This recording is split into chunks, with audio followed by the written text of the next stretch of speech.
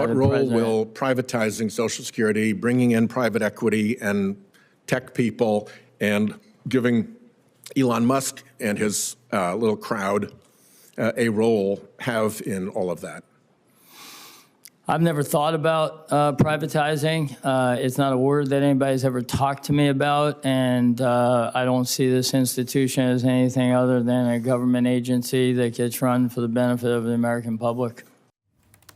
President Trump's nominee to run Social Security, Frank Bisignano, is testifying on and in front of the Senate Finance Committee about his plans for the agency. Joining me now to discuss what's at stake for Social Security in the coming years are Yahoo Finance's own Ben Werschkul and Kerry, Hannon. Ben, let's start with the policy. What are some of Trump's priorities for Social Security?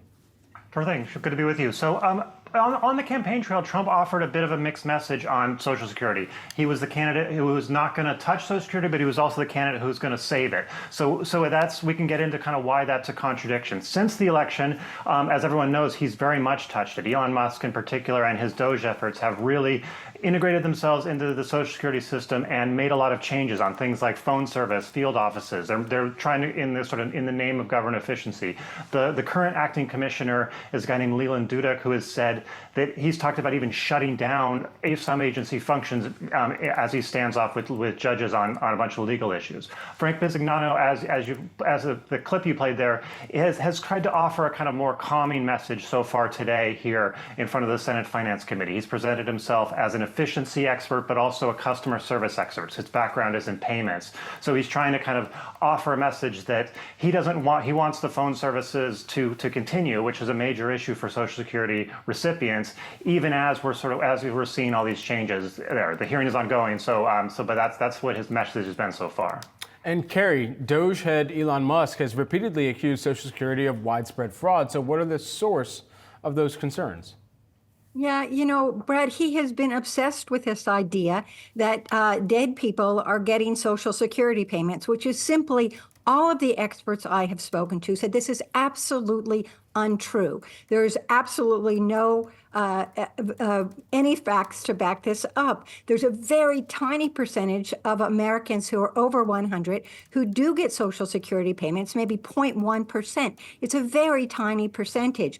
And he seems to have that. What I'm hearing is that he's completely misread the data systems and his team in Social Security. There's several different computer systems that work there that they're reading numbers from one database that is just not, these are numbers that they're pulling from people who had Social Security accounts from the beginning of time. So they're like 1 million people have had unique Social Security numbers. And because of when they passed away, when they died, their record of death was not recorded because there weren't electronic records back then. So there's a confusion over the data that they're misreading these. And in fact, that's not where there is obviously some missteps that do happen, but the majority of those are people who are overpaid based on inaccurate work records and so forth, and that has been being taken care of. But this material is reviewed over and over again, and the experts I speak to say that this is completely outlandish, what he says. And so, Ben, there's also a funding crisis coming for Social Security. For sure. What do we need to know about that? Yeah, so the Doge promise to a certain extent here is that there is this massive fraud and abuse in the system, which, as Kerry just laid out, there really isn't evidence for. And we've had a lot of evidence of reporting in the last week even that Doge is getting there trying to find this fraud, and they're just not finding it. It was notable that Frank Bisignano embraced a current projection of 1% fraud, which is not nothing, but it's definitely not enough to change a fiscal trajectory, which has a lot of problems here. The Social Security Administration has laid out that by 2033 or 2035, depending on how they manage things, insolvency is there, and what that means is benefit cuts if no action is taken. Basically, just the numbers don't add up, whatever you do there, and it means it's about 79% of benefits would be paid out versus the 100% that are paid now. So that's a cut across everyone's Social Security checks and the benefits they receive. The question is how to solve this. History, there's a lot of examples from history. The problem is they are very unpopular. It's basically, do you increase payroll taxes or do you increase the retirement age? Nobody likes either of those things. The Doge promise here is that we're going to find all the ways to fraud to do this, but there's just no evidence they're getting there yet. Either way, the fiscal trajectory is very clear that by by next decade, there's going to be a problem with Social Security's funding. And so, Kerry, you and I have talked at length about retirement and how important Social Security is within that calculus that so many households, every household runs essentially. So what is the significance of the cuts to Social Security funding or even privatizing Social Security, especially as it relates to seniors? Yeah, Brad, you're right. 4 in 10 older Americans depend on Social Security for their sole income. I mean, this is a huge impact on people's lives and their ability to meet their costs. And when we look at some of the cuts to Social Security, we spoke recently about, I'm terribly concerned about this idea of people having to verify their identity if they want to start benefits, if they need to make changes in person, if they don't have access to a computer or don't have internet service. And this impacts seniors in rural areas in particular. And if they cut field offices, which they propose doing, it already takes over a month to get an appointment at an office in many cases.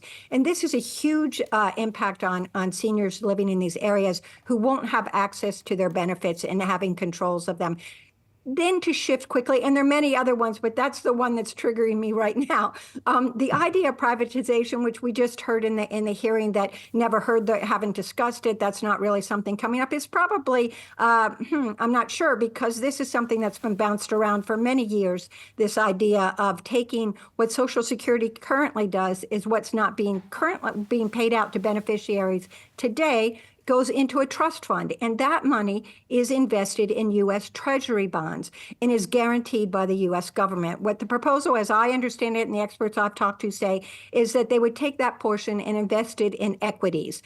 And so there would be the upside of having that bump you can get from equities, correct? But then there's that risk if things go south and there are losses. And that is what we don't want to endanger retirees' future, solve their security payments. You don't want to endanger it with that kind of risk is the big concern here. Whether there are efficiencies by privatizing it, perhaps there might be, but it certainly ratchets up that whole idea of risk and a pack and money that people have paid into with their own earnings over their working years. Ben and Kerry, thanks for teaming up on this one. Really appreciate the breakdown.